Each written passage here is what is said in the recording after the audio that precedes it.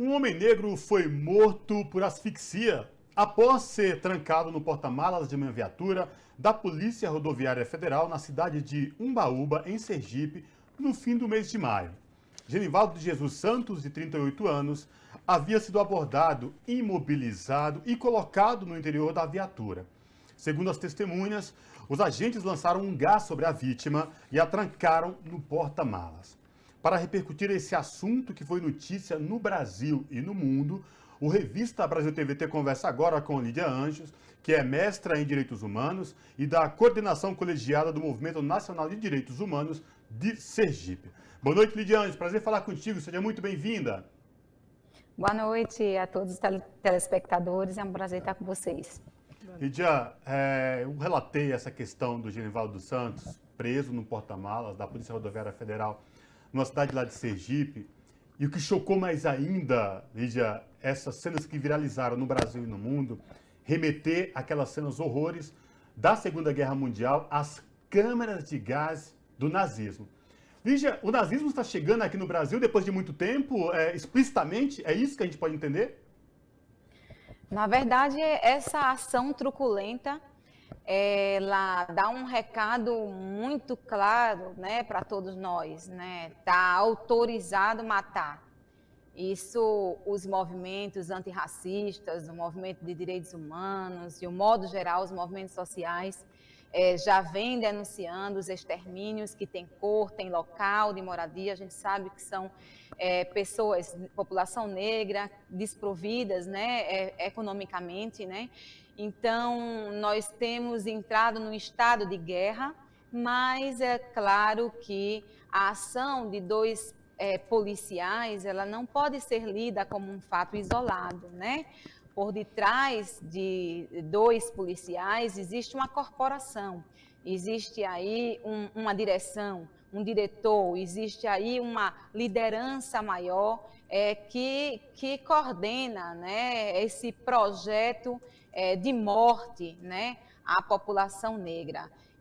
A gente tem assistiu horrorizado em nosso estado e buscado se perguntar, né, por quê, como, o que ocorre por detrás de uma mudança também abrupta de um perfil de polícia que até então caminhava junto, né, com as iniciativas de direitos humanos, como a PRF, por exemplo. Então, o Fórum Brasileiro de Segurança Pública divulgou a alta letalidade, no caso de Sergipe, né, o menor estado do país e o terceiro em maior letalidade policial. Mas essa letalidade, ela está relacionada à Polícia Civil, à Polícia Militar, não estava na pesquisa, a Polícia Rodoviária Federal. Então, é uma mudança de perfil que tem nos mostrado que o avanço do conservadorismo, do nazifascismo, é um projeto que não morreu, é um projeto que está entre nós, em que pese termos dispositivos, protocolos que orientam outros tipos de abordagem, em que pese ter mecanismos internacionais, né, que nos orientam para um pacto de civilidade, um pacto de respeito, de fraternidade, de civilidade. Esses pactos, por si só, eles não dão conta de exterminar as concepções odiosas e que no Brasil nós temos visto que muito depois, não tão muito depois do golpe de 2016, a gente tem um aprofundamento de várias crises e dentre elas na segurança pública também. Uhum. Lídia, uma coisa que eu fiquei me perguntando ao ver essas imagens aqueles policiais tinham ciência que estavam sendo gravados? E mesmo assim, sendo gravados, isso não os impediu de fazer o que fizeram, assim como em outros casos, não só em Sergipe, mas por todo o Brasil, isso ocorre também. Queria te perguntar sobre essa sensação de impunidade. Isso é uma coisa que as polícias, não sei, fiquei pensando que me pareceu, naquela situação, que eles tinham certeza que não ia repercutir da forma que repercutiu, ou sendo gravados, aquilo não daria numa punição efetiva contra eles, né? E como que se dá essa relação da impunidade, as polícias, mesmo a sociedade registrando os casos? E veja, o Brasil tem protocolos que orientam a abordagem. A gente sabe que a polícia, ela está autorizada ao uso da força. Esses protocolos, né, os compromissos, né, no âmbito até do Ministério da Justiça também, orientam para outro tipo de abordagem, né? Em algumas situações, como por exemplo, pessoas com transtorno, pessoas que no embate com a polícia, elas realmente não conseguem se controlar. A gente sabe que, qualquer pessoa sabe que, em primeiro lugar, deve imobilizar aquela pessoa. O que a gente viu aqui em Sergipe, 2 anos exatos da morte, do assassinato de George Floyd, né, por asfixia também, causou toda essa indignação e revolta na população, porque além de não pensar, além de não se cumprir esse protocolo, havia uma certeza da impunidade, né? A prática da polícia demonstra, com tantas pessoas filmando na frente de toda a comunidade, a gente sabe que em determinados momentos se tenta cobrir, quando se vai praticar violência, se tenta cobrir o rosto, se usa máscara, se tenta tirar o nome, né? Não, mas assim, mostrando para toda a população, nós estamos aqui para isso. Havia uma intenção de matar, porque nós sabemos que o gás, né, ele mata muito rapidamente. As polícias sabem disso também. Então, improvisar aquela câmara de gás na frente dos familiares, na frente de todas as pessoas, né, e que essas pessoas estavam sob a mira de metralhadoras, né? Havia uma autorização para matar, uma certeza de que lá na frente haveria uma defesa, uma narrativa que defenderia essa ação tão absurda. O Movimento Nacional de Direitos Humanos saiu com uma nota, né, de que houve uma quebra no protocolo da civilidade. E se a luta do movimento de direitos humanos, que antes era pela dignidade das pessoas, hoje a gente reflete se não é para restaurar uma humanidade perdida. Então, a quem serve essa polícia, né, de fato? O que está por trás dessa mudança de perfil? Né? Então, a gente tem visto um incentivo do ódio, um incentivo do armamento. A gente sabe que nas últimas eleições, e a gente precisa falar sobre isso, porque isso também está na pauta do dia como uma consequência de um investimento. E aqui nós não falamos em despreparo das polícias. Nós queremos utilizar a narrativa de polícia preparada para a violência, para matar. Precisamos rediscutir os protocolos de abordagem, eles precisam ser mais transparentes. A polícia está para servir à sociedade, então a sociedade deve ter o controle desses mecanismos de abordagem. Então, a resposta que nós temos para você, na verdade, foi chocante, porque também a forma da morte, ela dá vários recados para nós, né? Da insegurança das instituições públicas, ouvir narrativas de que era um marginal, de que era um bandido, que a imprensa sempre pressiona e protege, né, a bandidagem, como nós ouvimos, é uma afronta, é um desrespeito, é um pensamento nazifascista, assim, e que nós temos que combinar a população negra, entender que se combinaram de nos matar, a gente tem que combinar de viver, a gente tem que combinar de falar, de denunciar, de exigir sim, porque ali aquele vídeo é uma prova flagrante de uma iniciativa, de um extermínio, de um assassinato, e não só os indivíduos devem responder, como também a corporação deve ser responsabilizada. Lidia, a morte do Genivaldo, sob a tutela do Estado, porque ali eram agentes do Estado que estavam lá quando abordaram e colocaram no porta-malas e depois jogaram o gás, que ficou nítido e notório para o Brasil e para o mundo, joga luz também a outra questão. Né? Esse tipo de abordagem que não foi feito única e exclusivamente em Sergipe, mas já há indícios e relatos de que abordagens como essa também foram feitas em outros estados da federação. E mais, onde fica a questão de aulas da Polícia Rodoviária Federal de Direitos Humanos? A noção de humanidade, porque depois ficou também provado que aulas e noções de direitos humanos foram tiradas da preparação de agentes da Polícia Rodoviária Federal. Por que isso? É porque isso, né? Isso é um projeto, um projeto de morte, né?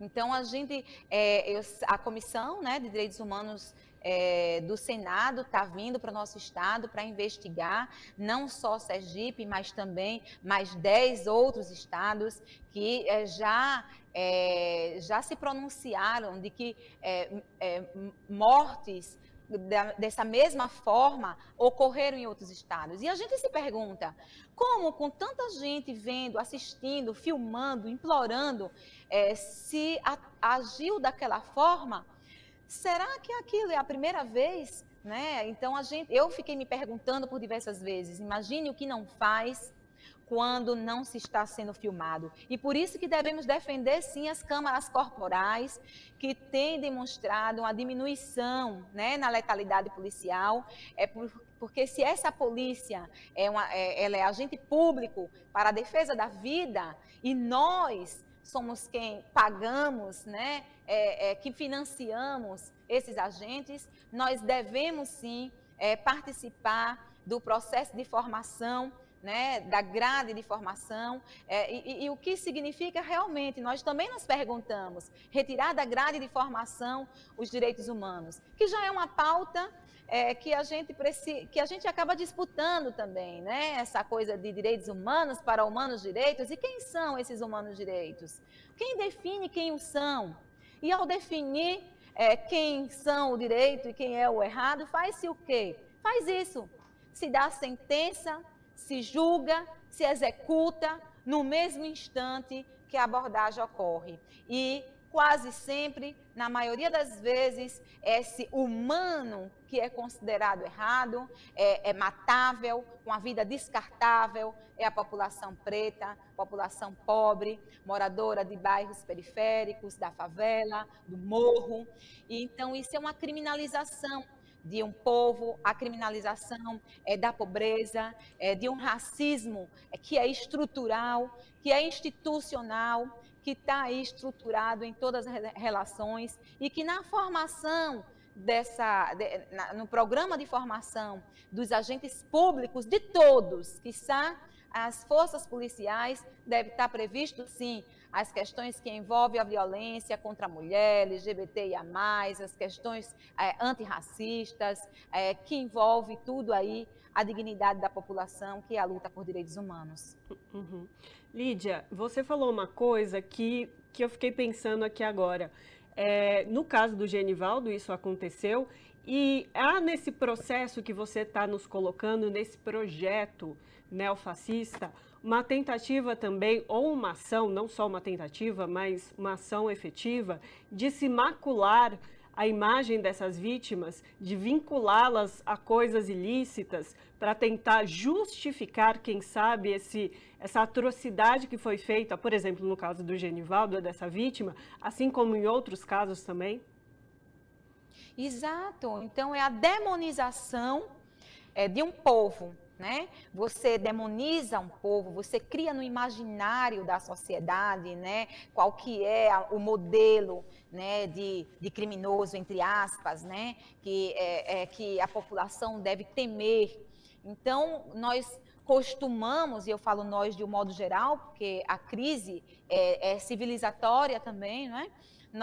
As pessoas costumam, né, a segurar a bolsa, a ter medo, né, daquele perfil que é criado, né? E, inclusive, Também, ao ver uma abordagem da polícia, as pessoas tendem também a revirar o rosto para dizer o seguinte: é um marginal, é um bandido. Então, ainda não basta o extermínio, o ceifar das vidas, as famílias têm que ainda, e a comunidade inteira tem que ainda lidar, né, com uma demonização da imagem daquela pessoa. Genivaldo de Jesus Santos, um homem trabalhador, negro, que sofria de esquizofrenia, que tinha filho, que era casado há mais de 20 anos, que tinha um controle sobre um controle que deveria existir dos agentes, né? Os agentes das forças policiais deveriam ser formados para mediar conflitos, para defender a população, né? Então, o Genivaldo era essa pessoa que toda a comunidade defende como alguém que não ia para o conflito, com alguém que não tinha o costume de estar envolvido em brigas, e a gente vê maculada a imagem não só de Genivaldo, como de outras pessoas, né? A imagem é demonizada, é como se nós vivêssemos a pena de morte no nosso país. A pena máxima no Brasil é a privação de liberdade, não é a privação do banho de sol, não é a privação da alimentação, da moradia. Então, e ainda que fosse, a polícia, ela não detém o poder de juiz de julgar, em que pese nós termos perdido um pouco a confiança nas instituições, exatamente porque nós entendemos que quantas narrativas ocorreram para defender essa ação, né, para dizer que não há prova suficiente para a prisão cautelar, que a OAB entrou, né, com pedido de prisão cautelar. Nós seguimos no movimento, nós protocolamos também um pedido de acompanhamento, de reunião com o Ministério Público Federal, para discutir a alta letalidade das nossas polícias. Nós queremos sim e devemos, todo movimento deve querer discutir sim a transparência dessas formações, responsabilizar as empresas e instituições que estão à frente dessas formações das forças policiais. Nós defendemos Genivaldo, nós defendemos o nosso povo, teremos um ato, segue-se os atos pelo Brasil, acho que o Brasil inteiro deve seguir realizando seus atos, denunciando, porque morremos um pouco com Genivaldo, nós devemos nos levantar por ele também. É isso, então, conversamos com Lídia Anjos, que é mestre em Direitos Humanos e membro da coordenação colegiada do Movimento Nacional de Direitos Humanos de Sergipe. Muito obrigado, Lídia, pela sua participação. Obrigada a vocês pelo espaço, que pena que tenha sido com uma motivação dessa, mas também esses espaços aquecem nosso coração para que a gente continue junto na luta. Abraço. Abraço.